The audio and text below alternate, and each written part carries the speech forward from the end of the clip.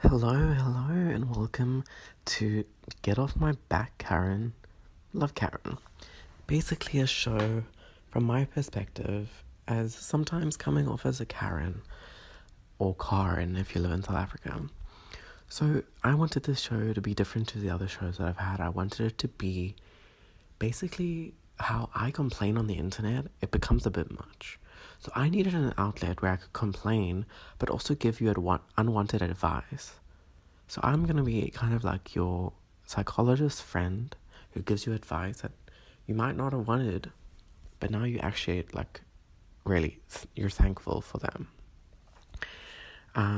Today's episode is called Relationships. Now, recently I got into a little bit of a tiff with someone because a bit of the past was dug up. But before we get into that, I'm going to basically talk about this meme that I saw yesterday, and I posted it now on my story. It is a BoJack Horseman meme. I think it's in the show. It could just be meme form, though. So they are smoking a cigarette, and he goes, you know what the problem is with everybody? They all just want to hear what they already believe, and I really do think that pertains to relationships, too.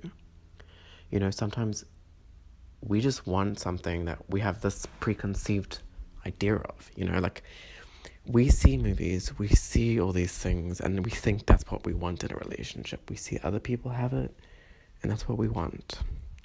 And I don't think that's how it really works, because even if you're a girl or you're a boy, whatever you identify as, right, we're brainwashed to believe we need or want a specific thing, whether it's in a relationship or sexually or etc. And I think that's damaging to one's self. So, for instance, girls, whether it's in a newspaper, a news article online, or movies. Take High School Musical, for example. When you watch High School Musical, what do you see? As a kid, you're like, oh my god, Troy, Gabriella, they're the cutest thing ever. And if you're gay, you're really into Troy and Sharpay. But the thing is with the Troy and Gabriella thing, if you watch it in a logical way, you understand that relationship was toxic as fuck. You look at it and you go, Gabriella, not on her own, Troy did add some toxicness to it, obviously, but Gabriella was the most toxic person ever. Sharpay might have been a bully and might have been mean, but she's the one who set up all those opportunities for him, Troy, to succeed. And he didn't take them because he chose, inverted commas, love. Whether that worked out or not, we don't know in the long run. But to fight and break up every 5 minutes.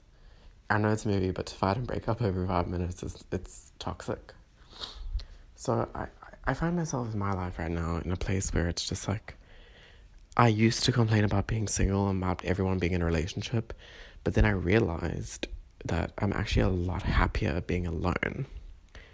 Because I used to stay in Morningside, and then obviously being in school in Morningside, I grew up around people who consistently dated continuously. Do you know those people don't ever be alone? They're always in a relationship. I find those people to be just a little bit psycho, and that's just in my opinion. Everyone around me was in these continuous relationships, and I didn't have one. And I think it also has to do with the being gay situation, because it is and I don't know if this is the correct stat, but twice as hard for us to find someone. Our little pond's a little bit smaller. So then I moved to Glenwood, and that was a really big eye-opener for me, because a lot went down romantically and physically, and I think it helped me in the long run in terms of romance, in terms of finding out who I was and what I wanted. And it definitely wasn't in Glenwood, and it definitely wasn't with the people who I had at the time, friendship-wise, relationship-wise. Because relationship doesn't automatically mean romance. It could mean friendships and everything. It is basically a time in your life, if you really want to settle down with someone, settle down with someone. That's what I do. I date someone, not necessarily to marry them, because I feel like that is outdated. But if you want to go along the lines of saying date to marry, then that's a good concept to go by, in my opinion. Don't date someone because you just want to date someone. Don't date someone because they're good in bed. Don't date someone just because they make you feel good in that moment. Because then you don't actually want them. You just want the company. You want the security around you, whether it's financial security, whether it's emotional security, whether it's whatever. You're trying to substitute something else that you don't have. You're trying to subsidize, you know? So I think it's a dangerous game that we all play. Not that I dip my toes into that pond very often, but I find relationships to be a tad scary, you know? I don't know if it's especially in the gay dating world, but I find it that I don't want to come home to having found someone cheat or having issues all the time, because one, I love my bed. I love sleeping on both sides, even though now that I moved to this new place, it's a single bed. I love sleeping and I love sprawling out, whether it's alone or with the cats, you know. I love cooking my single meal, even though, and I'll tell you why just now, that's a bit of a downer. I like cooking my single meal, and I like going to bed, and I like writing whenever I want to. I like listening to music whenever I want to. And if you're in a relationship, yes, you should be able to listen to music and everything whenever you want, but sometimes you have to take into consideration that if they're sleeping, you can't necessarily break dance in the middle of your room and listen to loud music, you know? So it plays off of everything like that. And I think you have to be like very much available mentally to get into something emotionally and physically with someone else. You have to be ready in the inside. And people think they're ready, and they think this is a person. That's why they keep on going to these relationships of these people who, and this is in my opinion, these people who fulfill some part of their heart, but they don't actually take up much space. It's just kind of like a part of their journey, which is fine. It works for you, it works for you. It's not going to work for me or some other people maybe. I don't know what it is with people, but they serial date or they just want something to fulfill their problems. Like, I always joke all the time about like having daddy issues and liking people and liking maybe straight guys or liking a specific type of man with, like, my type is usually older, like a lot older, 30s, 40s, 50s, 100, whatever.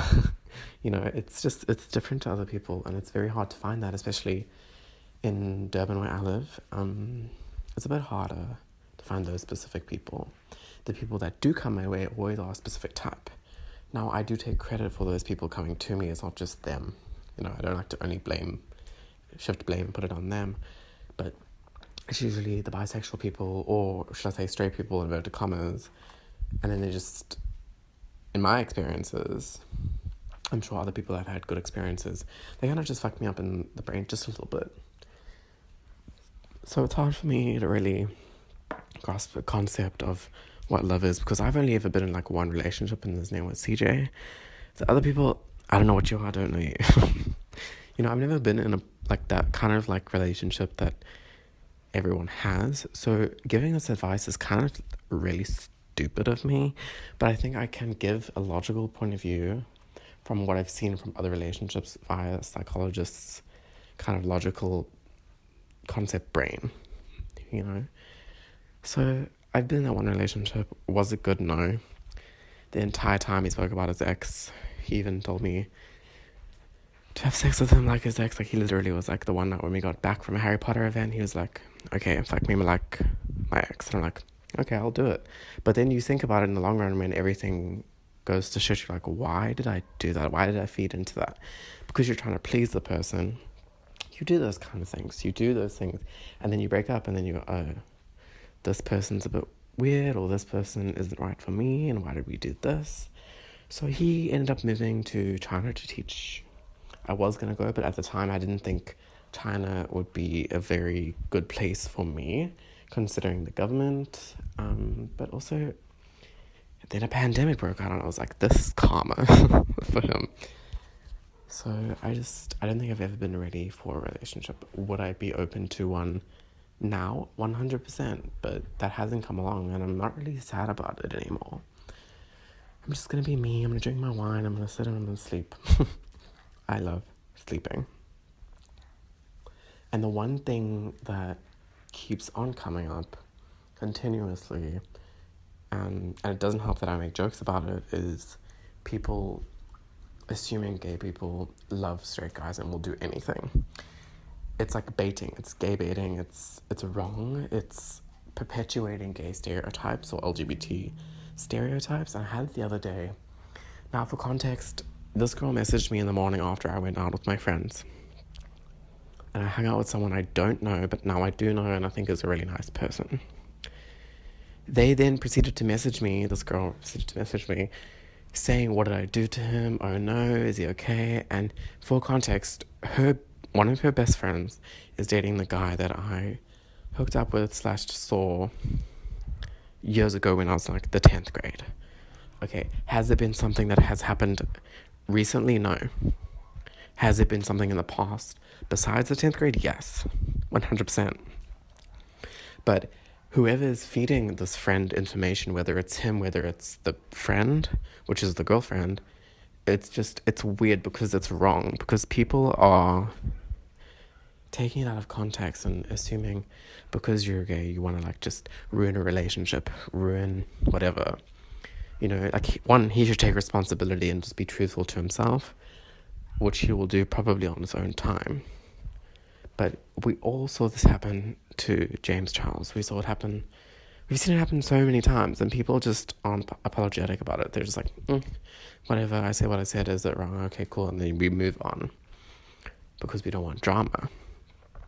But I found it really hurtful because obviously this person has more context than everybody else. And then she tried to double down on this information by saying, no, I meant it like in a way that was like you were hungover and like you guys were drinking. And I'm like, first of all, I don't get hungover. I don't. I've been hungover like once in my entire life. I don't really mix alcohol. Nowhere in my story was I hungover. I ate a whole bunch of roti. Maybe that's hungover to you.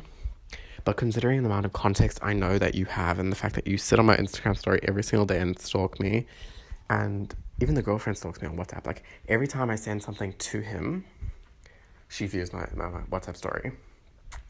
You know, every time there's something, they just pop up and they stalk and they watch. Like I've tried to have conversations and they ignore. But as soon as there's something that is pertaining to him or me, stalk. And I know I seem paranoid, but it's only to the point where it's continuous with gay people or straight people attacking us for ruining the relationships, when in reality, can you not attack the other woman? Can you rather just say, hey, maybe I'm not meant to be in this relationship with this person? If they were more open with me, maybe it could work, whether it is a polyamorous relationship or whether he just does that on the side or whether you don't want to be with him in general. You know, it's this continuous fight for us. So now that we no longer have them, we no longer have anyone else. So it's a very small pool. Relationships can be very, very dangerous.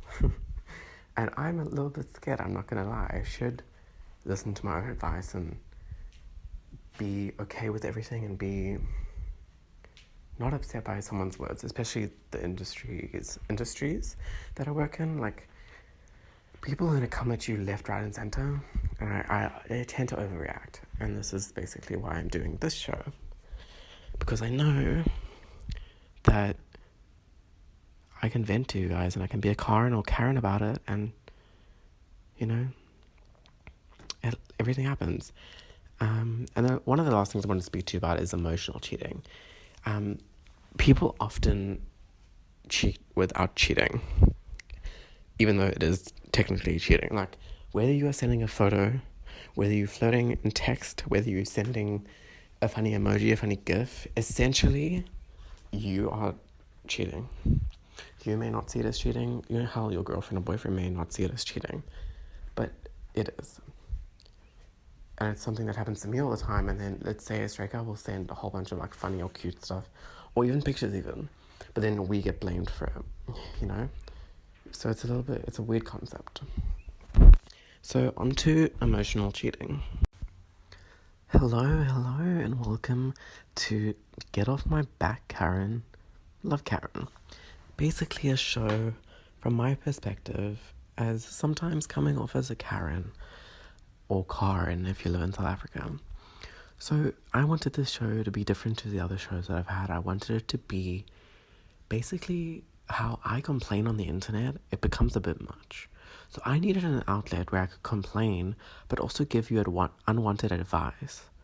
So I'm gonna be kind of like your psychologist friend.